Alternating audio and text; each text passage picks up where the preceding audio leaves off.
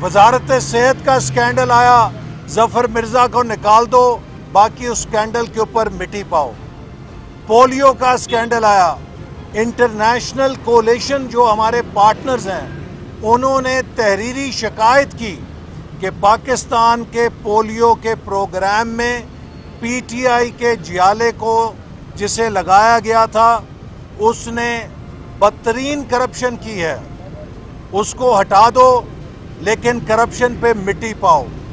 तो आज तक जो करप्शन के स्कैंडल इस हुकूमत के सामने आए हैं, किसी एक में भी कोई कार्रवाई नहीं हुई, किसी एक में भी नैब ने एक भी मुलजिम को जहां तहकीकात हो गई अरेस्ट नहीं किया, जबकि मुस्लिम लीग नून के साबिक वज़रा और वज़ीर आज़म को बग़ैर तहकीकात हुए सिर्फ कंप्लेंट के ऊपर अरेस्ट कर दिया गया। ये झूठा एहतसाब लोगों की नज़र में अब बेनकाब हो चुका है और पाकिस्तान के लोग इस हुकूमत की असलियत जान चुके हैं। मैं ये बात भी यहाँ कहना चाहता हूँ कि इसी एहतसाब अदालत में साबिक वज़ीर आज़म ने 150 पेशियाँ भुगती। आज 3 साल हो गए हैं, बताएं कि उनके खिलाफ कौन सा केस साबित हो सका है। एक केस जो है उसमें जज बशीर ने अपनी वीडियो पर एतराफ़ किया कि मुझसे ब्लैकमेल करके फैसला लिया गया है, और दूसरी सज़ा जो दी गई उसमें हाई कोर्ट के जज ने कहा कि ज़बरदस्ती फैसला लिया गया है। और फिर नाअहली का जो केस बनाया गया, साबिक वज़ीर आज़म को नाअहल किया गया बग़ैर अपील का हक दिए हुए, और भारतीय जासूस कुलभूषण यादव को जिसे सज़ा हुई है उसे ख़ास तौर पे कानून बनाया जा रहा है अपील का हक देने के लिए। अपने वज़ीर आज़म को अपील का हक नहीं है। भारत के जासूस को कंसेशन और रियायत देने के लिए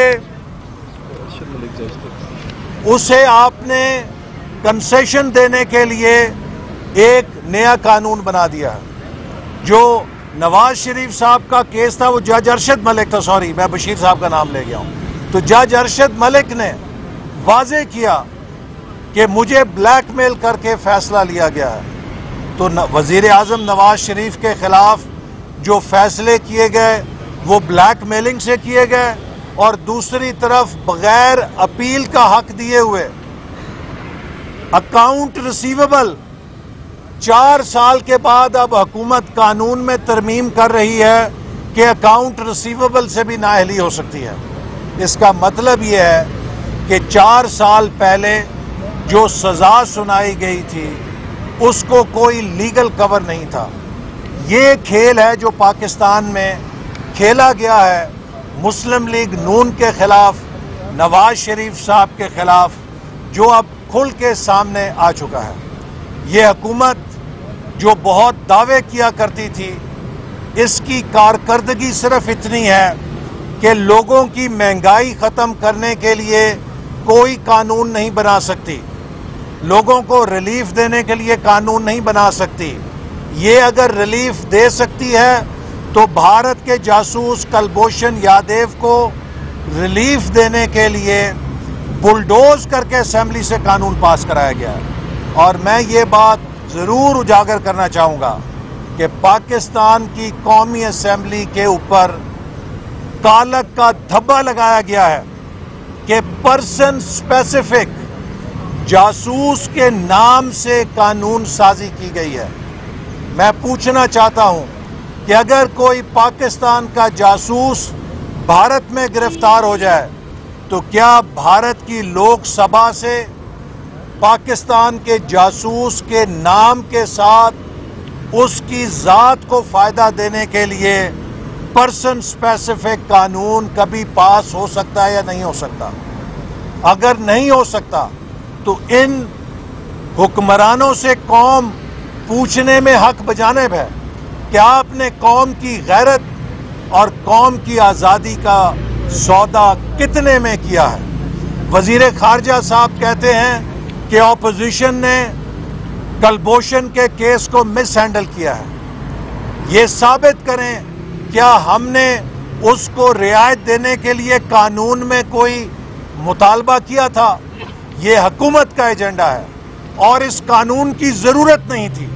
وزیر خارجہ کہتے ہیں کہ اس کو کاؤنسلر ایکسیس دینے کے لیے یہ قانون کی ضرورت تھی۔ وزیر خارجہ کو میں بتانا چاہتا ہوں کہ انٹرنیشنل کورٹ آف جسٹس کے مطابق وینا کنونشن، جس کو پاکستان پہلے ہی دستخط کر چکا ہے، اس کے تحت پاکستان کاؤنسلر ایکسیس کا پابند ہے۔ تو لہٰذا وینا کنونشن کے تحت انٹرنیشنل کورٹ آف جسٹس کے حکم کے مطابق کسی نئے قانون کی ضرورت نہیں تھی اسے کاؤنسلر ایکسیس دینے کی۔ اسی طرح کلبھوشن یادیو کو ہائی کورٹ میں اپیل کا حق دینے کے لیے کسی نئے قانون کی ضرورت نہیں تھی، چونکہ پاکستان کے وکیل نے انٹرنیشنل کورٹ آف جسٹس میں یہ موقف لیا تھا۔ یہ اس کیس کے ریکارڈ میں موجود ہے کہ ہمارے ہاں ہائی کورٹ نے ملٹری کورٹس کے فیصلوں کا ٹرائل کیا ہے اور ان کی سزاؤں کو تبدیل بھی کیا ہے۔ یہ صرف بھارت کی خوشنودی حاصل کرنے کے لیے اس طرح کے قانون بنا رہے ہیں جو پاکستان کی پارلیمنٹ کے اوپر ایک سیاہ دھبہ ہیں اور عمران خان کی اس کمزوری کی علامت ہے جو اس نے پاکستان کو خارجہ محاذ پہ اور معاشی محاذ پہ دی ہے۔ اسی کمزوری کا نتیجہ ہے کہ بھارت نے کشمیر کو ہڑپ کیا ہے۔ چونکہ آج پاکستان معاشی طور پہ 2018 سے کمزور ہے، 4 سال بعد بھی یہ حکومت بڑے ڈھول بجا رہی ہے معاشی ترقی کے۔ میں 2-3 اہم باتیں کہہ کے اپنی بات ختم کروں گا۔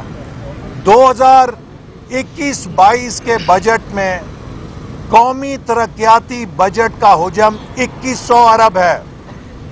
یہ وہ سطح ہے جو 2017-18 کے ہمارے بجٹ میں ڈیولپمنٹ کے لیے تھی۔ ہم نے 2017-18 میں 2100 ارب روپیہ رکھا تھا، لیکن اگر انفلیشن کو لیا جائے تو آج کا 2100 روپیہ 2017-18 کے مقابلے میں مشکل سے 1600 ارب روپے کے قریب بنے گا۔ تو آج 4 سال کے بعد بھی پاکستان کے ڈیولپمنٹ بجٹ میں اضافہ نہیں ہوا۔ ڈیولپمنٹ بجٹ میں اضافہ نہ ہونے کا مطلب ہے کہ تعلیم، صحت، پاکستان کے عوام کی ترقی کے سارے منصوبوں پر کام نہیں ہو سکتا، چونکہ اس حکومت کے پاس وسائل نہیں ہیں۔ اور وسائل اس لیے نہیں ہیں کہ ٹیکس ٹو جی ڈی پی کی شرح جو ہمارے دور میں 13% پہ پہنچ گئی تھی وہ اب 11% سے بھی نیچے آ چکی ہے۔ جب آپ کے ریونیو آپ کی ضرورت کے مطابق، ٹیکس کلیکشن آپ کی ضرورت کے مطابق نہیں ہوگی، آپ کی معیشت کے تناسب سے سکڑے گی، تو آپ اپنے ڈیولپمنٹ کے لیے اخراجات نہیں کر سکتے۔ اور وزیر خارجہ صاحب نے کہا مجھے کہ میں بجٹ پڑھوں، تو جناب وزیر خارجہ میں نے بجٹ پڑھ کر ہی کہا ہے کہ آپ نے 1370 ارب روپے کا دفاع کا بجٹ دیا ہے۔ یہ تقریباً 3 سالوں سے 1300 ارب پہ منجمد ہے، جبکہ بھارت نے 3 سالوں میں 62% دفاع کے بجٹ میں اضافہ کیا ہے۔ مسلم لیگ نون نے 3 سالوں میں پہلے 40% اضافہ کیا تھا، چونکہ ہم نے دہشت گردی کے خلاف جنگ کو جیتنا تھا اور ہم اپنی سیکیورٹی سے غافل نہیں تھے۔ مجھے افسوس سے کہنا پڑتا ہے کہ آج قومی اداروں کا کردار اتنا اس حکومت نے متنازع کر دیا ہے کہ جب آپ ڈیفنس بجٹ کی بھی بات کرتے ہیں تو اس کے اوپر بھی عوام کا رد عمل آتا ہے کہ آپ کیوں ڈیفنس بجٹ کی بات کر رہے ہیں۔ تو میں واضح کرنا چاہتا ہوں کہ مسلم لیگ نون فوج کی سیاست میں مداخلت کی شدید ترین مخالف ہے اور اس کے خلاف سیسا پلائی ہوئی دیوار ہے، لیکن مسلم لیگ نون پاکستان کے دفاع اور سیکیورٹی سے غافل نہیں ہے، چونکہ پاکستان کا دفاع اور سیکیورٹی دو چیزوں سے بنتی ہے: پاکستان کے عوام کی ترقی، پاکستان کی معاشی ترقی اور پاکستان کے دفاع کے لیے وسائل فراہم کرنا۔ اس حکومت نے ڈیولپمنٹ کو بھی ریڈیوس کیا ہے، ڈیفنس بجٹ کو بھی ریڈیوس کیا ہے، اور آج ہماری جی ڈی پی کا حجم جو ہے وہ 2018 میں جو $315 ارب تھا، اس کے مقابلے میں $295 ارب ہے۔ آپ مجھے بتائیے کہ 4 سال کے بعد، 3 سال گزرنے کے بعد بھی اگر ہماری جی ڈی پی بڑھنے کی بجائے سکڑے گی تو پاکستان دفاعی اور خارجہ لحاظ سے کمزور کیوں نہیں ہوگا؟ اور یہ اسی کمزوری کا نتیجہ ہے کہ بھارت کشمیر اچک کے لے گیا ہے اور ہم خاموش تماشائی بنے دیکھتے رہے۔ بھارت کے جاسوس کے لیے، انہیں خوش کرنے کے لیے ہماری حکومت کلبھوشن یادیو کے نام سے تاریخ میں اپنا بھی نام لکھ رہی ہے کہ کس طرح کی حکومت تھی جو بھارتی جاسوس کے ناموں کے ساتھ قانون بناتی تھی۔ اگر پاکستان معاشی طور پہ کمزور ہوتا، مسلم لیگ نون کی حکومت ہوتی، تو آج پاکستان کو یہ ذلت نہ دیکھنی پڑتی، کیونکہ مسلم لیگ نون کا پاکستان امریکہ کے صدر کے سامنے بھی کھڑا ہو سکتا ہے اور انکار کر سکتا ہے جہاں پاکستان کے مفاد کا سوال ہو۔ تو انہوں نے پاکستان کو تباہ کیا ہے اور اپنی تباہی چھپانے کے لیے یہ جھوٹے الزامات لگاتے ہیں، کبھی اوورسیز پاکستانیوں کو ورغلاتے ہیں، کبھی اپوزیشن پر جھوٹے مقدمے بناتے ہیں۔ میں انہیں بتانا چاہتا ہوں کہ آپ سوشل میڈیا پہ جھوٹے ٹرینڈ لگا کے اپنی حکومت نہیں بچا سکتے۔ پچھلے 8 ضمنی الیکشنوں میں آپ کو نتیجہ آ چکا ہے۔ انشاءاللہ جب بھی الیکشن ہوگا، پاکستان مسلم لیگ نون پہلے سے زیادہ کامیاب ہوگی اور پی ٹی آئی کی ضمانتیں ضبط ہوں گی، چونکہ انہوں نے پاکستان کو معاشی طور پہ، خارجی طور پہ اور داخلی طور پہ تباہ کر دیا۔ ڈاکٹر صاحب کیا کہیں گے، ایک طرف پاکستان پیپلز پارٹی کی قیادت جو ہے اپنے اسمبلی کے ارکان کے ووٹ بینک جو ہے شہباز شریف صاحب کی جیب میں ڈالتے ہیں، لیکن جو تنقید ہے وہ تنقید کرنے سے باز نہیں آتے، اور اب تو جے یو آئی بھی جو ہے وہ سندھ میں پیپلز پارٹی کے خلاف جو ہے دھرنا دینے جا رہی ہے۔ دھرنا تو اسلام آباد میں دینا تھا پی ڈی ایم ہے، تو پی ڈی ایم کا بھی مستقبل کیا ہے؟ دیکھیے، پی ڈی ایم کا مستقبل مضبوط ہے، اور جیسے آپ کو معلوم ہے کہ جولائی کے پہلے ہفتے سے بجٹ کے بعد ہم ایک رابطہ عوام مہم شروع کر رہے ہیں، جس کا پہلا جلسہ سوات میں ہوگا اور جولائی کے آخری ہفتے میں کراچی میں عظیم الشان جلسہ ہوگا، اور ہم عوامی طاقت کو دوبارہ منظم کر رہے ہیں۔ اگر پیپلز پارٹی اور اے این پی ہمارا ساتھ نہ چھوڑتے تو ہم نے اب تک ان کو گول کر کے فارغ کر دینا تھا۔ بدقسمتی سے جب ہم گیند ڈی میں لے کر پہنچے تو ان جماعتوں نے ٹائم آؤٹ لے لیا، لہٰذا ہمیں اب دوبارہ گول کو، ان کے گول کی طرف اپنی دوڑ شروع کرنی پڑ رہی ہے۔